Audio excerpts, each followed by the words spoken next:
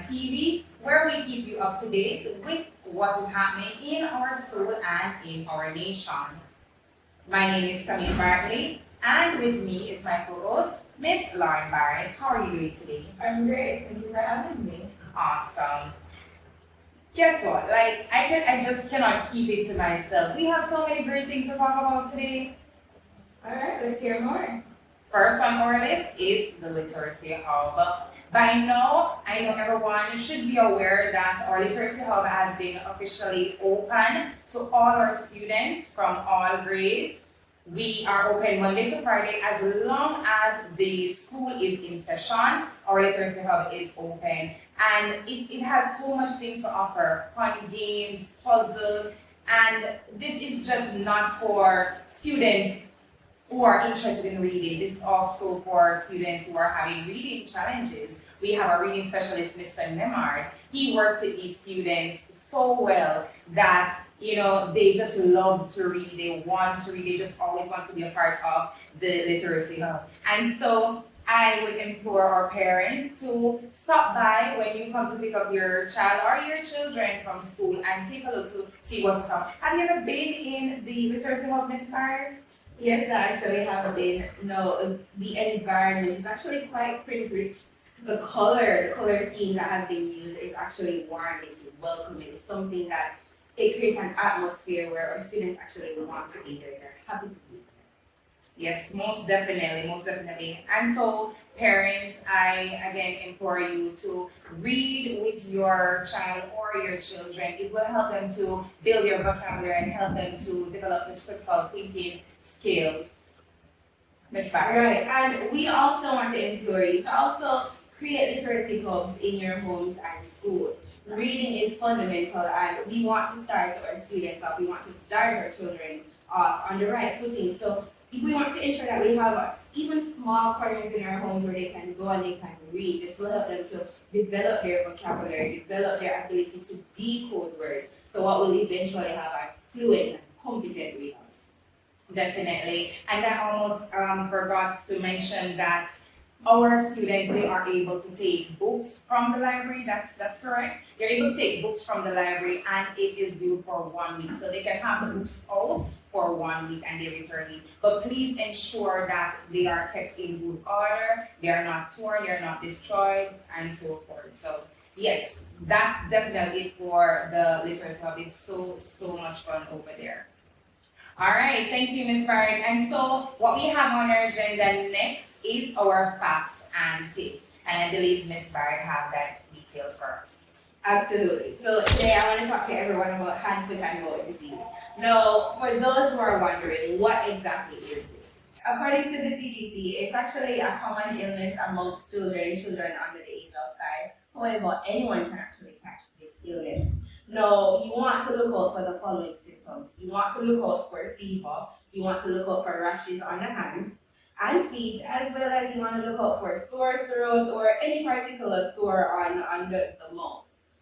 Now, it's important to note that this spreads quite easily. So once you have found that you have any symptoms, you want to ensure that is something that we definitely want to pay attention to. And I know sometimes as parents we might, take it lightly. Oh, it's just a scratch, it's just a bump. No, it is very serious, and especially when it comes on to our younger children, we want to ensure that we are teaching them how to, be aware of their surrounding, how to maintain proper hygiene and so forth, washing their hands and knowing not to put stuff in their mouth and so forth. So it's something that we really need to be aware of and pay attention to in these times. Absolutely. Parents, it's important that you sit down with your child and have this discussion. Explain to them what it is, what they can look out for. Because they like to play with each other, they like to touch, they like to put things in their mouth. So it's important that you have that conversation with your little one so they know how to proceed going forward. Thank you very much, Ms. Barrett. Do you have anything else there for us today? Alright, so up next we have our very own Mrs. Alenia Whittingham, our director. She is actually going to be telling us what's next for PEP. Ms. Whittingham? Good morning, and thank you for that introduction. Now, today we want to talk about the dreaded PEP examination. Now, our students between grades 4 to 6, this is the time that they start their preparation for that final phase of their primary level education. Now, we want to kind of zoom in on the grade 6 students, because by now the parents would have visited the school and have selected their top 7 schools of choice, high school that is. So they are given one of 5 choice, and that they can choose school from anywhere in Jamaica. And then they are given a top 2 schools in a cluster that is within close proximity to their home or current school that they must choose from. And from that, what the ministry will do is to select a school of their choice based on the grade that they achieved. Now, when parents go to fill out these forms, it's very dreaded because everybody wants to vie for a top spot or a spot in a top institution, and sometimes it really doesn't work that way. One of the things that I want to encourage parents to do is, look in terms of why it is that you're selecting these schools. You may say that, but I choose the school already. There is going to be a verification period that comes up after, and this verification period, you will get back the form that you sign, that you are to look over, make corrections, and basically just to do, house cleaning where that is concerned. So if it is the case that you want to make any changes, something on there is not right, then at that time you can change it. So going back to the point I was making before, ensure that you know why it is that you're choosing the school that you have selected for your child. Ensure that because one of the things that we see is that because parents are doubtful of what the child's performance will be, what they do is they choose schools that are outside of the perimeters of the students' hometown, such as to board them, or they'll stay with a friend here in Kingston. We're in Montego Bay. And so when the time comes and the students are successful for these schools, what they do know, they have a huge problem trying to get them transferred. And while it works for some persons, transfer at grade 7 level is very difficult. And sometimes as a school, we are bombarded with giving assistance where we are limited in terms of the help that we can give. So we encourage parents, don't put boarding school on there if that is not the choice that you have for your child. Ensure that you go through. My suggestion is that visit these schools because sometimes we underestimate some of the schools because they don't have the kind of the stigma that goes with them is not what you want for your child.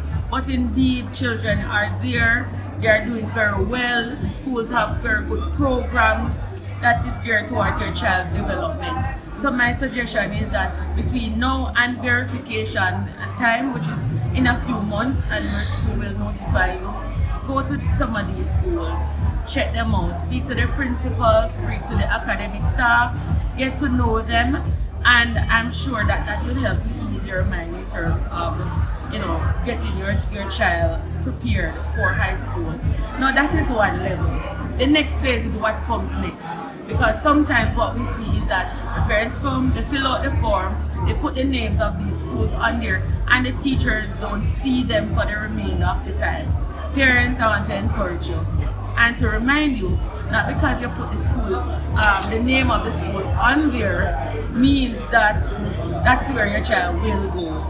We have a saying that we say what you put in, you get out. You plant peas, you're going to reap peas.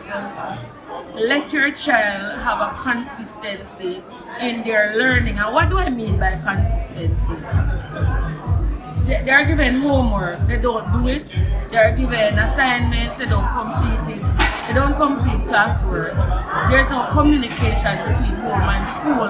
So whatever the child comes home and tell you is what you buy into. So this is the time you want to zoom in and you want to communicate with your child's teacher and follow up to make sure that homeworks and assignments are being completed, and also that their class activities are also being completed.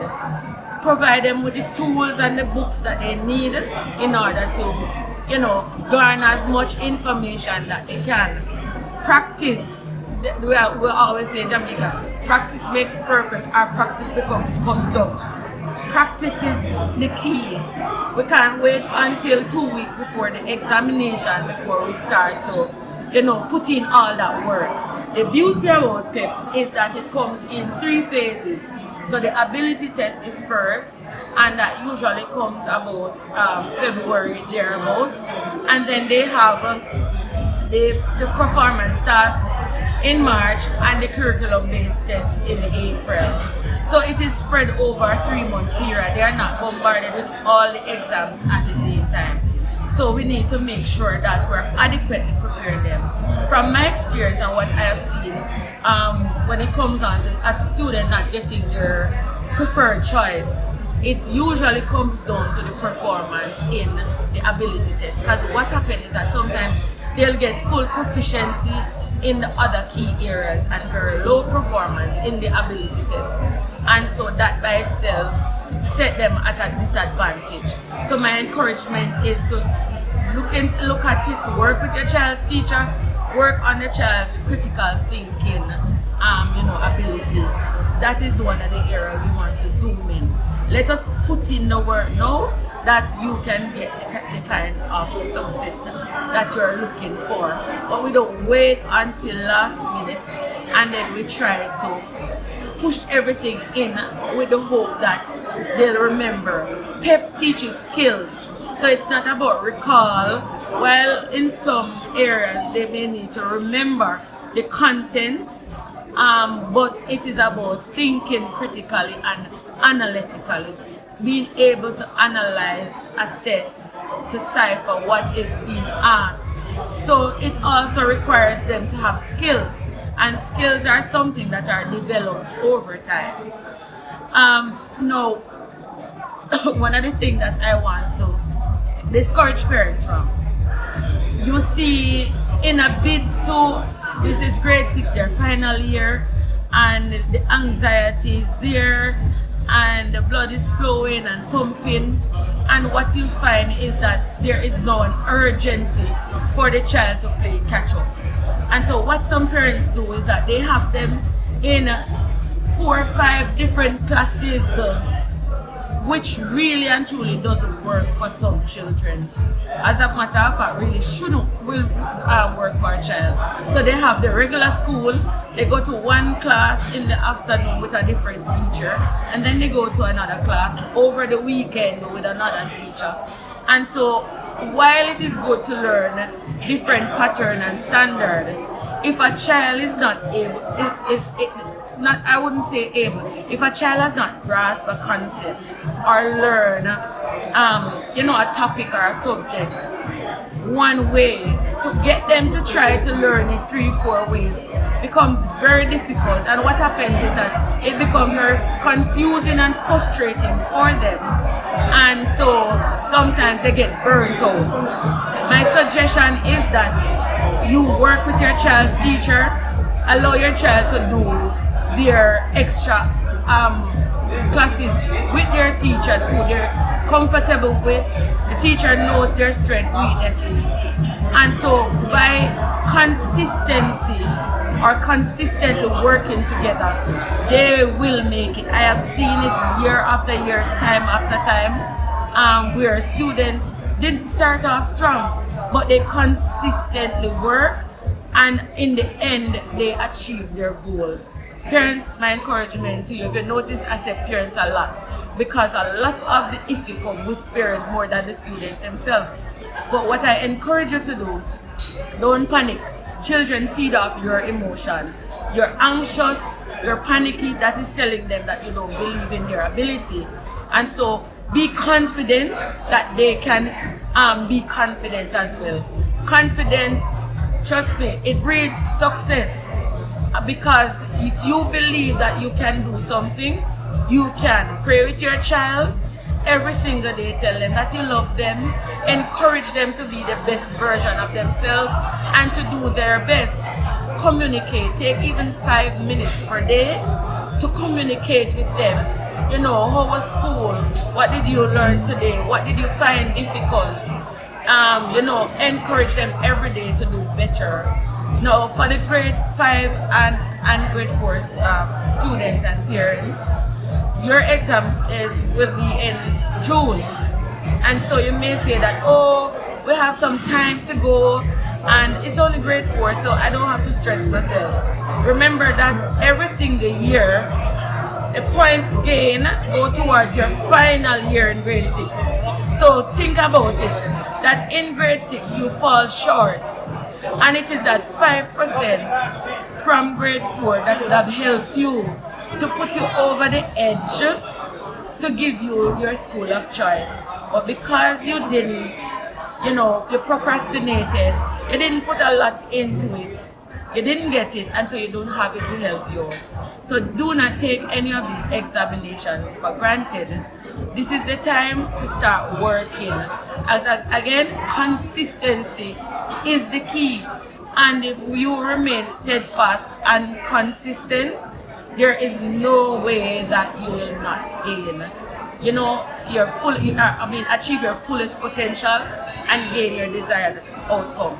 So I encourage you, as you prepare during this time for your examination, you know, work smart, you know, work diligently and believe in yourself, because you can do it. So thank you so much. Over to you, and thank you. Have a good day, everybody. All right, parents, so now is the time to prepare. Now is the time to reinforce what they're learning in class. You want to ensure that you get a hold of your prep resources. And I find that book fusion is a valuable tool that you can actually use. They have past papers available so that you and your child can actually start the preparation process.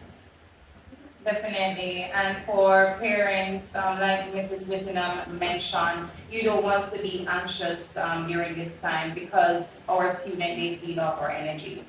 I can definitely remember last year when my child was doing PEP, I had doubts, I had mixed feelings, I was confident in some areas and so forth, and I had to catch myself and put the best foot forward for my child, and he was successful. And I'm actually glad you mentioned those.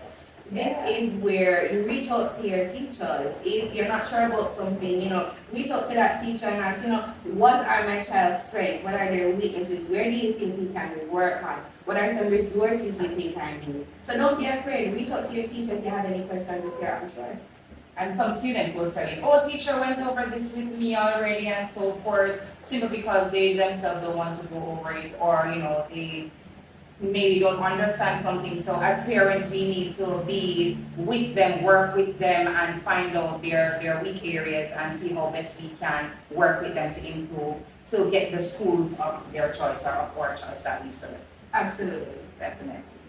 October is our Heritage Month, and we are celebrating our rich and diverse history. And here with us today, we have our special guest, Ms. Kimian Cato, who will be sharing more details on some fun activities that we've been having. Ms. Cato, tell us more. Thank you, Ms. Barrett. So thus far, that October is Heritage Month, and this is where we zoom in on the different ethnic groups that contributed to our rich and diverse culture.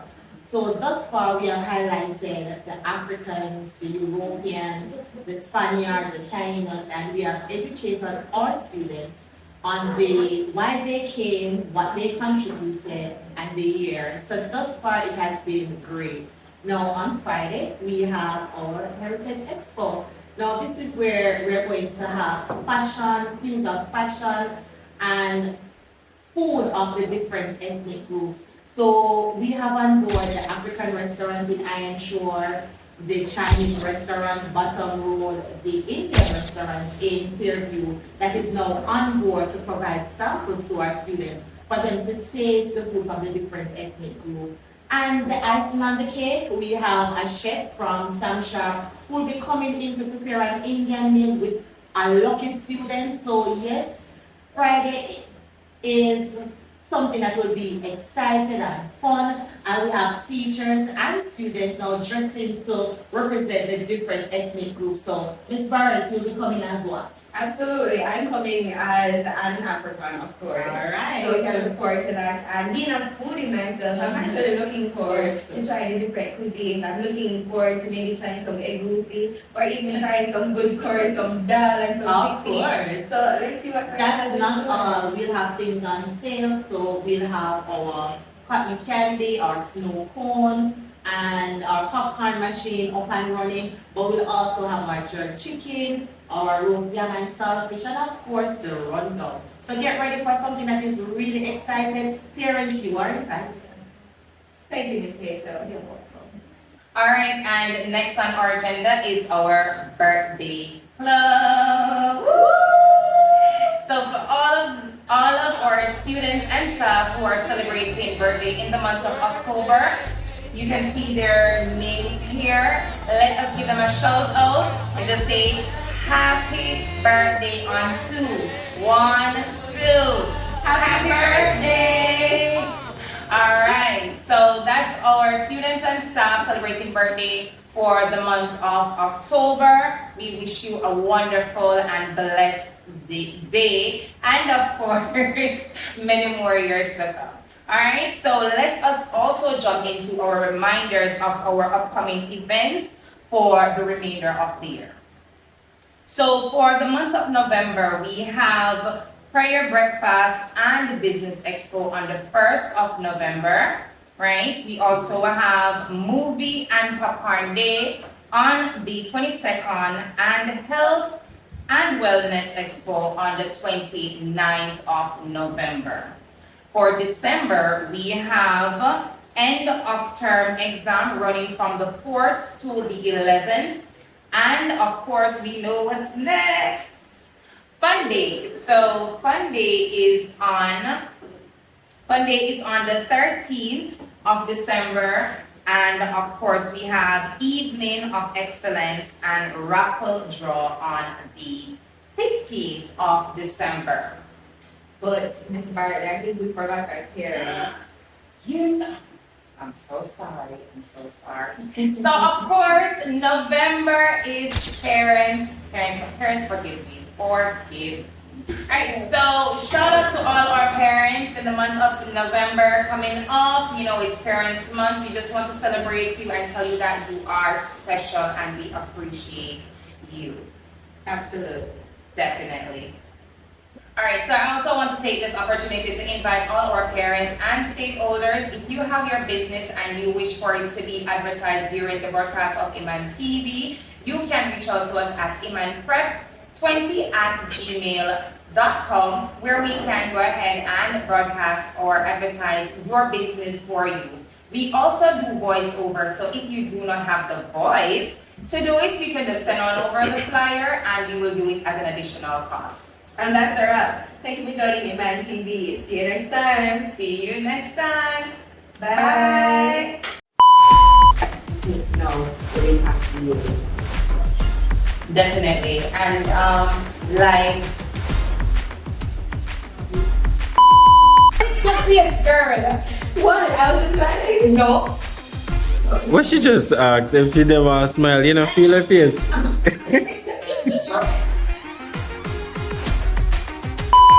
That's a wrap. Thank you for joining Emanm TV. See you next week. See you next week. Bye. No, don't say next week, say next time. Oh, God. That's what the most next week and it's time. And that's a wrap. Thank you for joining Emanm TV. See you next time. See you next time. Bye. No, that's just a good show.